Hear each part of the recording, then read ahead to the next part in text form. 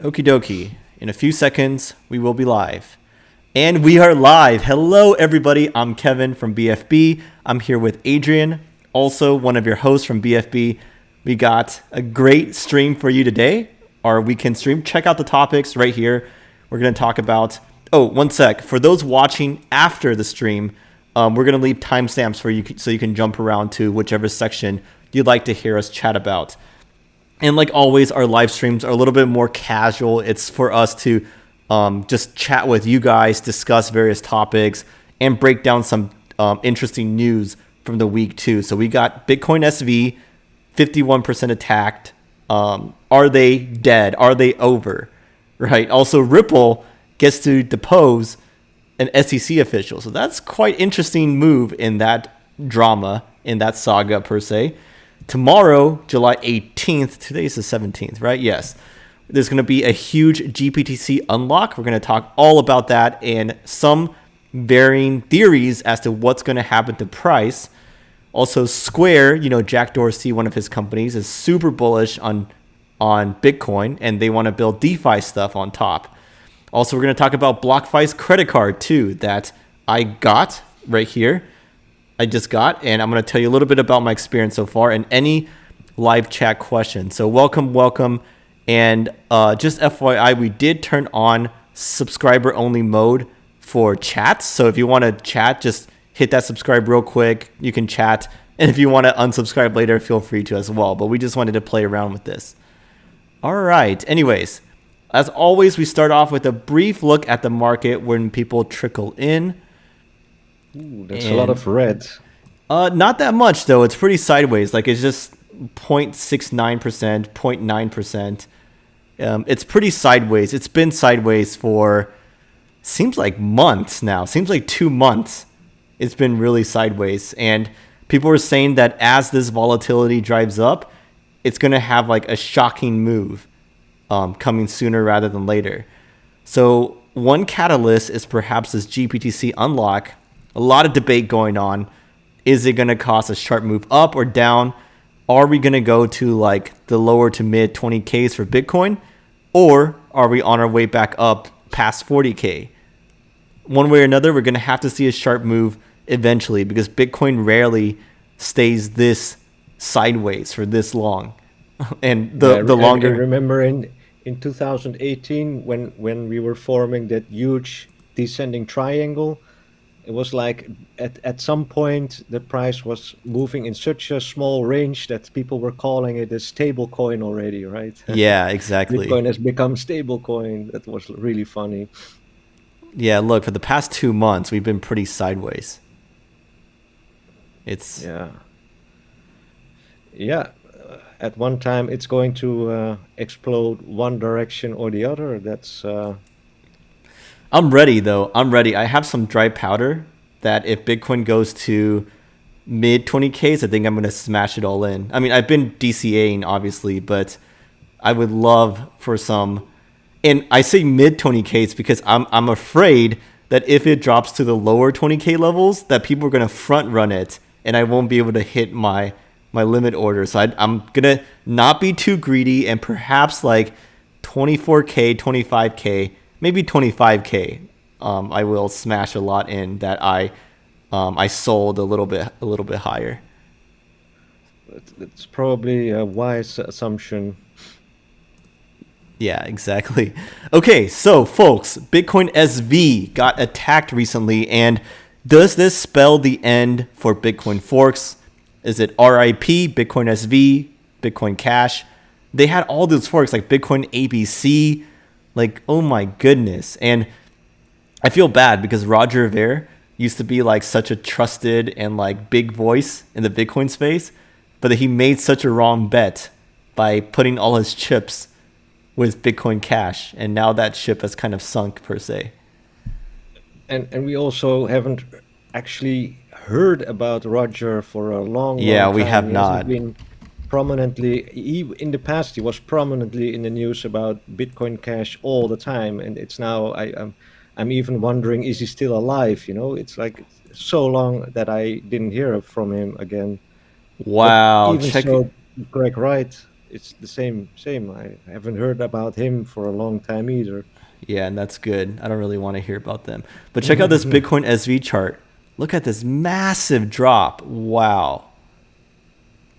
Wow. In the span of what? Like one or 2 months. Oof, painful. Wow, look at this drop. It didn't even drop that much recently with the attack. Yeah, with that the was attack. my exactly. But That's actually also quite strange. but also exchanges like froze it. So yeah, look, there's barely any volume right now. Huobi has about 10 million and the rest are like under 1 million. So there's like zero volume going on. Yeah. Yeah, and let's take a look at some threads to dig in a little bit further into this juicy topic. Okay, there's a lot of threads that I want to take a look at. So Lynn Alden writes, apparently BSV was hit by a 51% attack. It only has 0.5% as much hash rate as BTC, so it's susceptible. When it comes to blockchain security, network effects matter. And check out this. The blue one is BTC. This tiny orange one, I don't even know if you guys can see it. Look at this tiny orange one right here. Actually, the red one is Bitcoin Cash. The orange one that you can barely see down here, that's Bitcoin SV. So it's pretty much, I mean, I don't necessarily have an issue with their philosophy and stuff, but like, No, me neither. as a network, it's a joke. In terms of like, Yeah. in terms of like where the market is voting with their cash and their hash rate, they consider this a joke. Yeah, and So for proof of work chain, it's obviously important to have a higher hash rate. How is that amount of hash rate compared to like other proof of work blockchains? You that's a have any great idea? question. I don't have I don't have the stats up in front of me in the charts, but it's Like like, how they compete with Dogecoin, for example. yeah, I mean Dogecoin is like merge mined with Litecoin, if I'm not mistaken. So I Yeah, think they that's like true. can combine there. Yeah, And that's funny possible. too, because Dogecoin used to be like, okay, we're gonna latch on to Litecoin, a bigger one, to like help us out, right? Help ourselves out. But then they overtook Litecoin in terms of total market cap. And so it's like Who's the who's mining who actually? yeah. And and Cobra, he is the founder of Bitcoin Talk, I believe. And he says something seems to be happening with BSV. Every major exchange and liquidity providers are abandoning it, perhaps related to the 51% attack. It's interesting to watch a crypto coin collapse in real time. People can't even sell, deposits disabled everywhere. That may be why the price didn't crash that much. That's a very reasonable explanation. Yeah, and you know the funny thing is that Bitcoin SV is all about like, you know, Craig Wright likes to sue people, and that's kind of been brought to the culture of Bitcoin SV. Like they're all about like legal stuff and like it's weird. It's weird, but they said Jimmy Nguyen is the N-Chain Global CEO, former CEO, who is a big player in Bitcoin SV ecosystem. And he wrote, the recent attacks against BSV are illegal. Well, we respond accordingly. They have been working to investigate, implement, and talk with exchanges. And before we take a look at this this FAQ, there's something really interesting that I heard Bitcoin SV proponents trying to argue. You remember the Byzantine general problem, right? And how proof of work that Satoshi made solves it. And this is when like generals don't know each other, so like they can't trust each other, and they need to like collaborate with the system in a way that's trustless. But Bitcoin SV people were arguing that the Byzantine generals problem is a communication problem, not a trust problem. And they're like, if there are two generals that are good, then they want to communicate properly so that they can work together and not work with the bad people. I don't know if I necessarily buy that though, because I feel like the system should work completely trustlessly. Like even if the general says they are good, you still can't necessarily trust them to like go behind your back. Even if you can like be like, hey, I'm a good general, work with me. It's like, you don't want to have to take people for their word, right? Even if you have perfect communication between only the good generals. So anyways, that's a little bit deeper, but I don't buy their argument. So this is from the Bitcoin Associate. This is, I'm pretty sure this is associated with BSV. So, okay, on July 1st, 6th, and 9th, an unknown miner called Zulu Pool engaged in malicious block reorganization attacks. So basically they created a long chain of competing blocks with double spends and in parallel with their correct chain, and then released it all at once to orphan the correct blocks. So basically they were like mining blocks in secret, and then boom, put out the new longer accumulated proof of work blockchain in there. And they were saying, okay, they're saying that they didn't actually see any like successful double spends take advantage of exchanges, and they are, they are contacting relevant law enforcement authorities. So they're invoking legal mechanisms. They do that a lot. I mean, Craig Wright sued people to take off the Bitcoin white paper because he says it's his. Pretty much. If you're going to use the legal mechanisms and systems, why do you even need a blockchain, right? It's like so exactly. Contradictory. I completely agree. Oh my goodness. This is hopefully, I mean, remember I brought this up before. Wait, let me move to this agenda page real quick.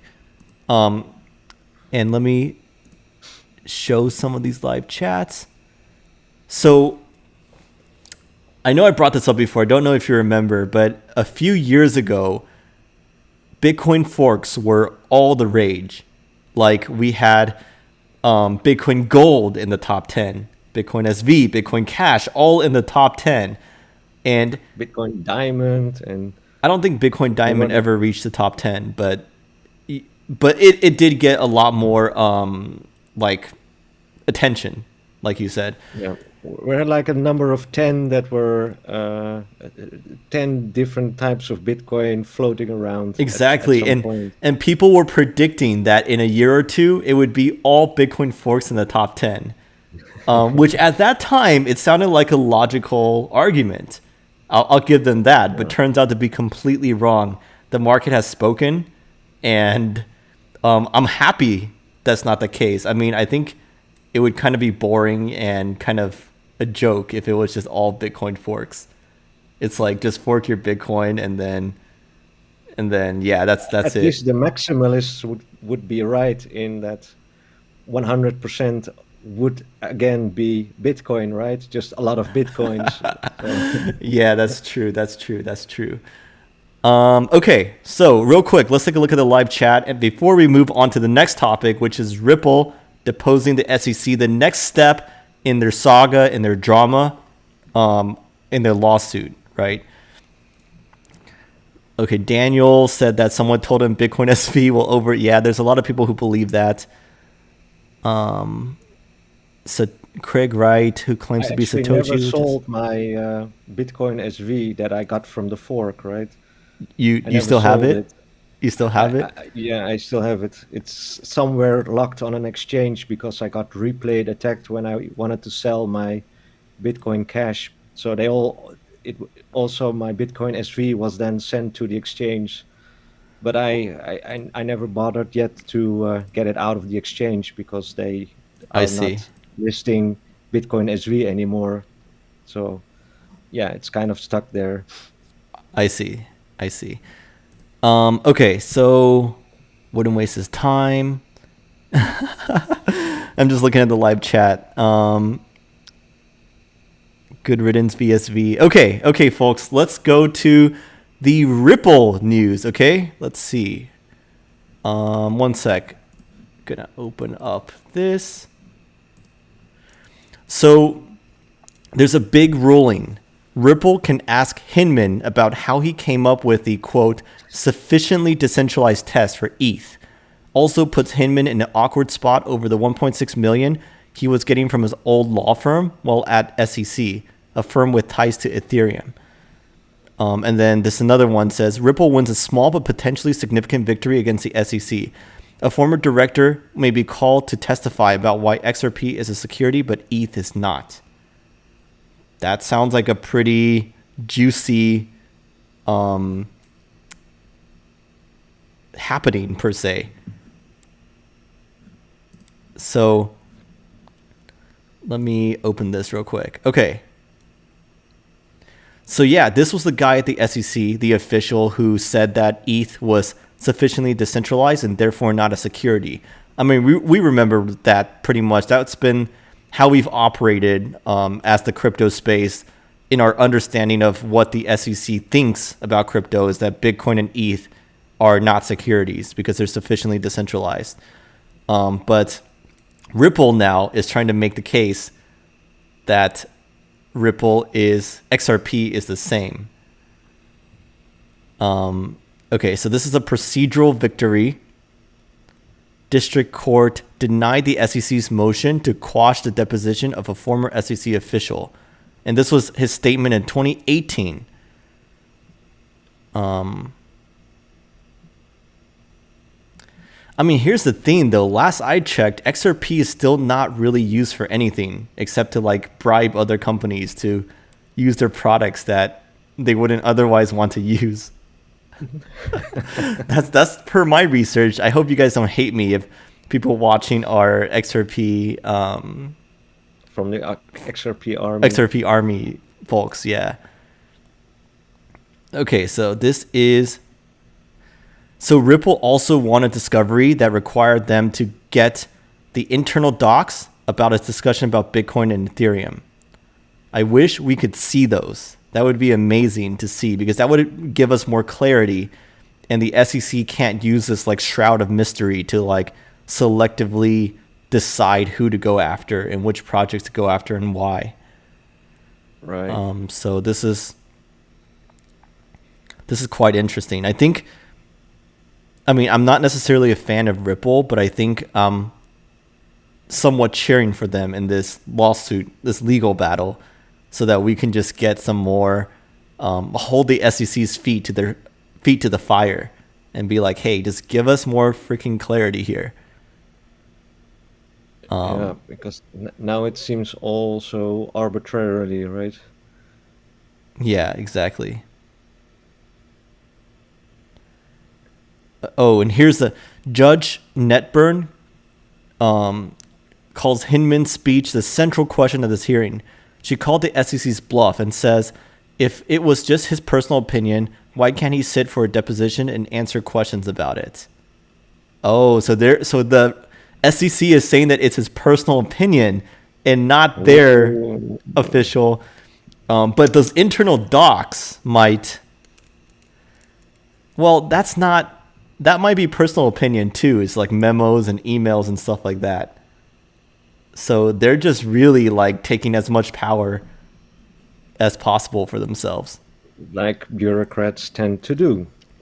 Yeah, exactly. Let's see if there's anything new here. Yeah, not any. Wow.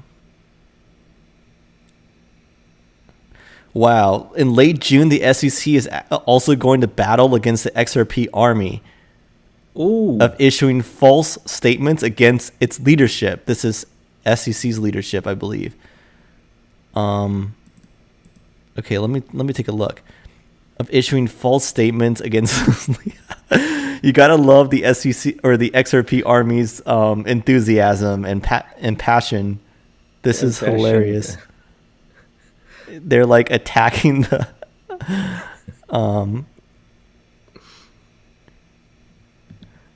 Jungle Inc. XRP. So it is our friend Hinman. I can't imagine what they may want to discuss. Wow. Wow, wow, wow, wow, wow. That is hilarious. They also started a campaign for exchanges to relist the token amid the lawsuit. So, yeah, let me take a look at how is XRP doing these days. Man, XRP used to be... Can you zoom out a little? Yes, let me just get there first. Okay, one sec. Okay, let's see, 3 months. Let's see, 1 year. So they did pump up quite a bit during alt season, but back down. Back where they started, essentially. A little bit higher than where they started, but yeah, about the same as this peak in late 2020 is where XRP is at currently. So that's Ripple. Let me take a look at the live chat real quick, and then we're going to go on to perhaps the most influential topic of the stream, and that's the GBTC unlock and some theories about how that's going to shake up the crypto space. Okay, let's take a look at the live chat real quick. JP coin. Is that JP Morgan coin basically getting ready to launch? Did not catch that, Eric. I'll have to take a look. XRP is the original meme coin. Bill Smith says XRP may pump after the SEC case fails. Yeah, that's totally possible. But also I think that depends on the macro, like what's happening to Bitcoin and the overall crypto space. But yeah, I think if the SEC case fails, that would be a very bullish case for XRP. I mean, no doubt, like without the shroud of a lawsuit ongoing. But exchanges have to relist them too. That's the thing. XRP. Okay. Scheduling that Forbes interview. Okay. Let's go on to GBTC. And so Adrian, do you remember, because I know you did like several research about it before. How much do you remember about GBTC? I do have a great piece I want to pull up, but I guess it depends on the I guess it depends on the actual subject around GBTC. Okay, so a quick explanation for those of you watching who don't understand this, because I was still trying to wrap my head around. GBTC is like a trust that you can buy shares of. And the beauty of it is that you can buy it in your like 401k, Roth IRAs, and you can buy it and get exposure to Bitcoin without having to hold it yourself. But there's some very unique points about it, right? Like you can trade these shares on the stock market, but one, they only ever buy Bitcoin. There's no like, you can't redeem it. Like if you own GBTC shares, even though it's tied per some ratio to Bitcoin, you can't ever like be like, okay, here's my shares back, give me my Bitcoin and then do what you want with that Bitcoin, right? It doesn't work like that. It's like a sink that just captures Bitcoin and just never sells. And there's also a, because of that, because you can't do arbitrage, there is a premium or discount. Like the price of GBTC is like lower or higher than its true like cost of Bitcoin at any given time. It's rarely like 1-to-1, or not 1-to-1, but you get what I mean. Like their conversion, their perfect conversion, it's rarely that line. And so here are some, I'm going to read some quick highlights. Hopefully you guys can learn something really helpful, because GBTC is super important, in my opinion, to the Bitcoin space. Okay, so they sell units of a trust to institutions and investors. And then here's the thing. They have to hold these units for at least 6 months, at which point it unlocks and they can sell, dump, hold, whatever on the secondary market. And this is happening tomorrow, I believe, on July 18th is when the unlock happens. So that's really soon. And is it going to be buy the rumor, sell the news? Like it's priced in per se is what some people say. Or is it going to give us a huge move up or down? Here's like I say, there's no mechanism to redeem shares. There's no drain on the bathtub. So the amount of issued share just keeps growing and growing. If the water gets too high, in this case, the amount of GBTC shares, there's no way to let any water out. So it's the price that is what has to give. So the price would drop at that point. So the reason why people want to buy, institutions and accredited investors want to buy, is because they can buy GBTC shares at cost, and then the premium is like the profit that they can take advantage of. So, the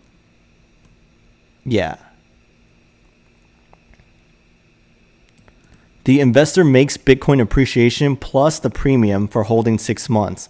He then takes his proceeds and reinvests with Grayscale at cost, planning to flip the shares in another 6 months.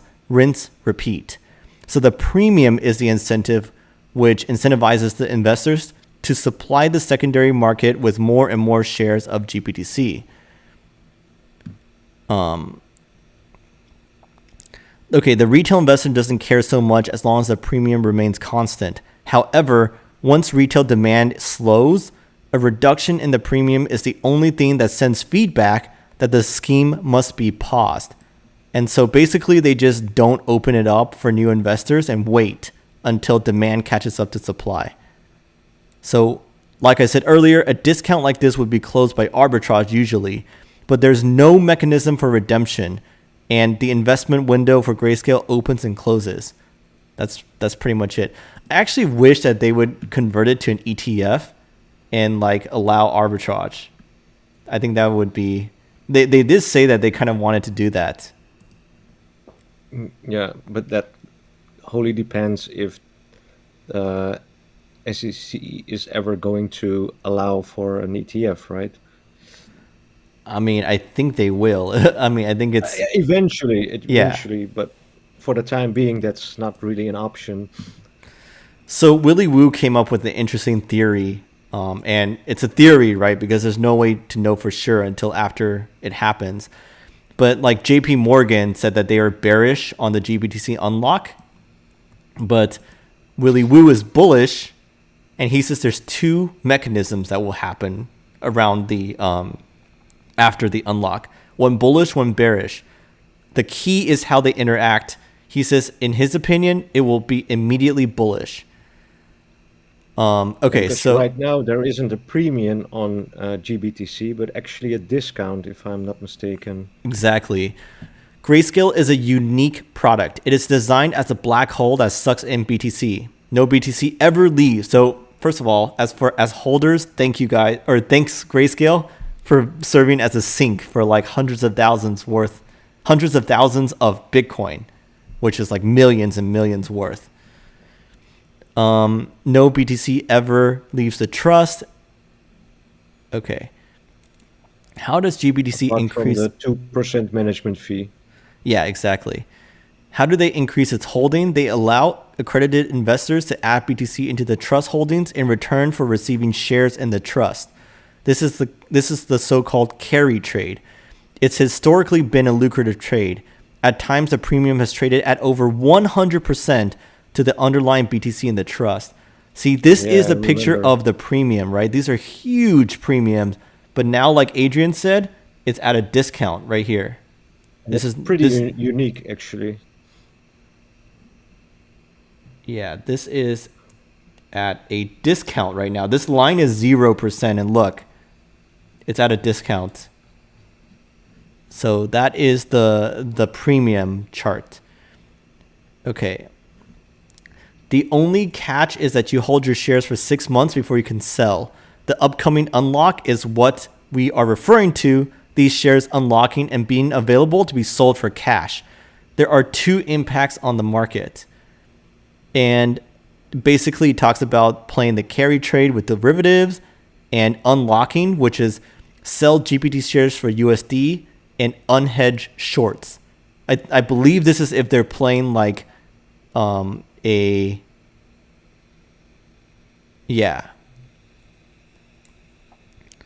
So this G, which is the unhedged to shorts,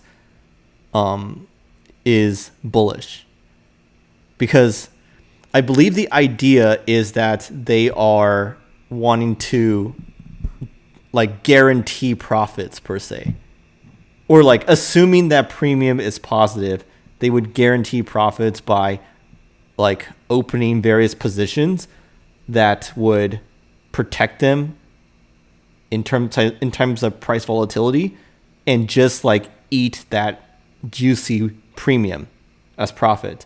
Right now they don't have that, but usually they would get. It's like a no-brainer.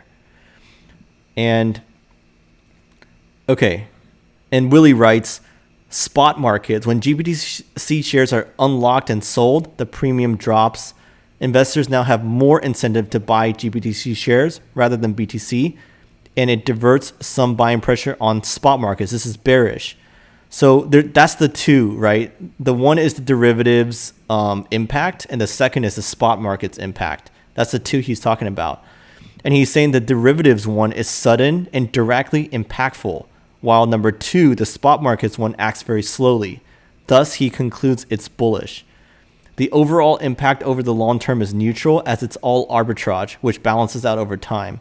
What we're analyzing is the short term demand and supply imbalances, which may impact price.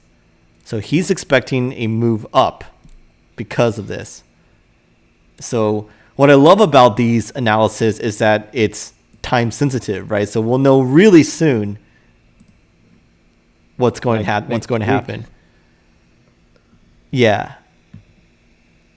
Like next weekend, we can already see in our next live stream. We will revisit this. Exactly. Exactly. Eric says, so are GBTC synthetic coins? It's more like shares of a trust. If that kind of, I know that's a little bit like word salad, but I think that's technically what it is. But anyways, I hope you guys learned a lot about that, because I had to look deeper into this GBTC stuff and just like, what's the unlock all about? Why is it a big deal? How do institutions play this to get profit? What does it depend on, right? Now, for us, let me see. One sec. Let me see if there's some more stuff on this topic. Okay, let me zoom out a bit. GBTC unlock. Okay, so here's some details for y'all. 40,000 BTC will be unlocked in July. I think, like I said, July 18th. The biggest unlock will be July 18th, when 16,000 will be available due to the release of 6-month lock-in periods. This tranche, 500 million, the largest GBTC unlocking to date. This is exciting times. Exciting times. Wow. Okay, I said millions and millions. They own $21 billion worth of BTC. Woo! This amounts to 3% of BTC's maximum supply, making it a top destination for institutional investors to have exposure. And they're tradable on an over-the-counter exchange per se, or markets. So I changed my mind about what I said earlier. I do not want them to convert to an ETF, because without redemption means that 3% of Bitcoin is locked in there, and that's amazing for us holders. So basically never let people redeem. Okay. I don't know what would happen if they get to like 80% of all Bitcoin in a trust. That leaves a very small percentage in the real free market, right? 80%? How would they even buy that much? Just theoretically. Yeah, that's true. Okay, let's see.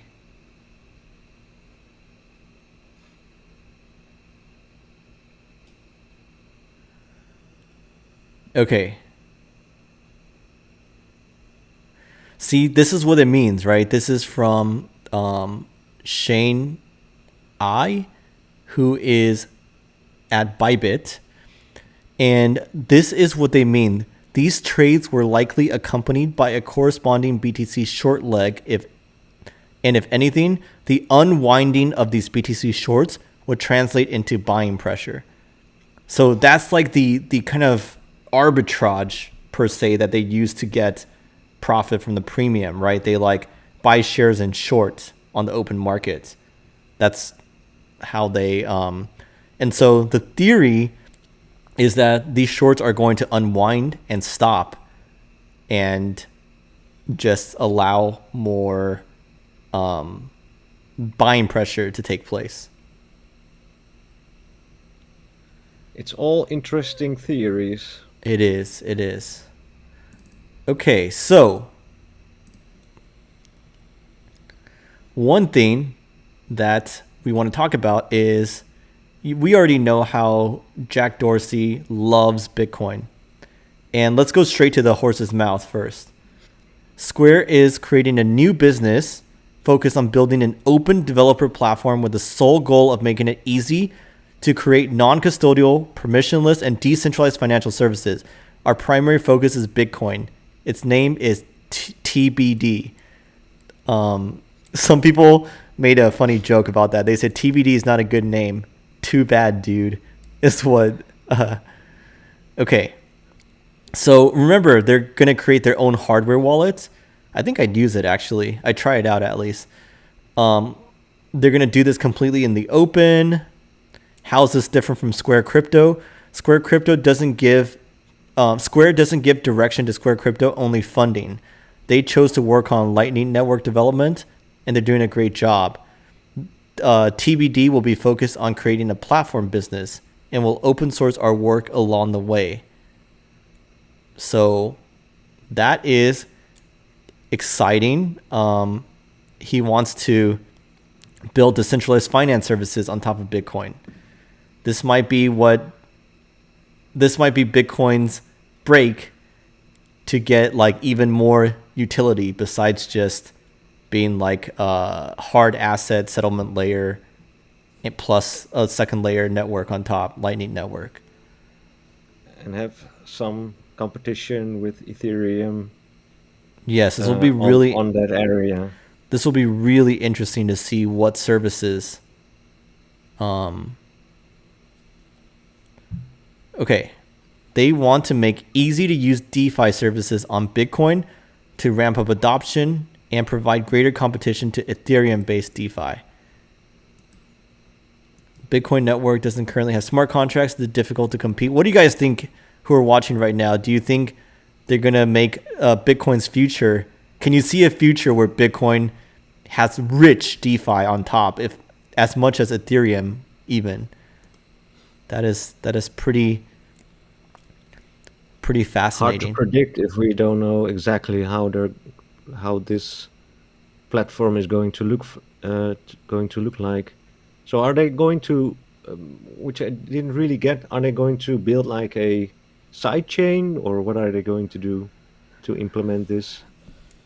I think they're just going to use like Lightning Network if need be, because they're all about Lightning Network stuff. But I think there's a connection with Lightning Network, but I'm thinking, are they going to have to make like an extra layer, or they're just going to inject it on the Lightning Network itself?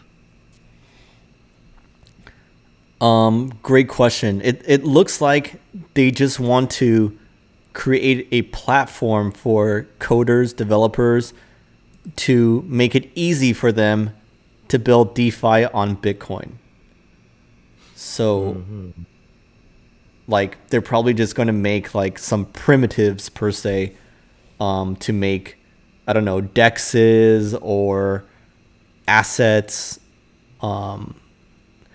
That's a great question you asked, if it's going to be on Lightning or some other second layer on Bitcoin. But they're definitely going to focus on Bitcoin, which is what they said right here. Okay, let's take a quick look at the live chat real quick. Hard to say. Jack is pretty motivated. I wouldn't bet against him. Yeah, Jack loves Bitcoin. I saw him at the conference and at the Miami conference, and he said he just loved Bitcoin. By the way, guys, real quick, I got my BlockFi Bitcoin credit card. And if I'm not mistaken, it's one of the first, if not the first, Bitcoin or crypto credit card out there in the entire space. I'm not talking about debit cards because that's been around for several years now. But this is a pure credit card. And I might get a little bit of the details wrong, so I'm just going to say that in advance. But when you get cash back on your purchases, it goes straight in Bitcoin. So you don't get like points for travel or direct money cash back. It's straight Bitcoin. And also, I'm not 100% sure, but I think they also put it in their interest accounts for you so that you're like generating interest through BlockFi's interest accounts. So it's like doubly good because you get Bitcoin and interest, like compounding per se. And so that's why I'm using it. I'm going to stop using my other credit cards and just use this one. And also, they do have a wait list, but since they have been working with us for a bit, you can check them out below in the description if you want to get on the wait list for this BlockFi credit card. Eric, I saw you said Litecoin card. Is that a credit card or a prepaid debit card though? And I asked because I already have a prepaid crypto debit card, but this is different though, this BlockFi one. An actual credit card. Yeah, exactly. Okay, folks, anything else today? I guess let me share some quick fun stuff. Okay.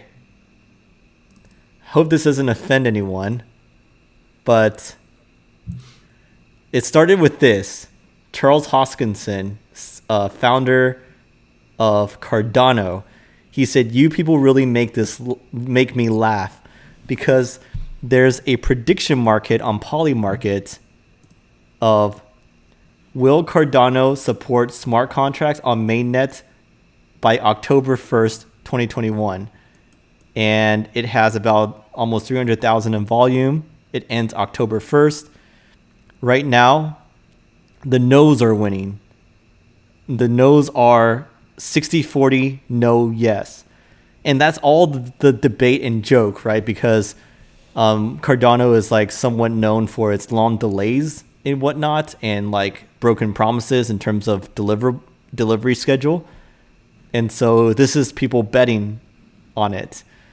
So And Charles, that's the volume what you see on the right, or what's the exact? you mean this?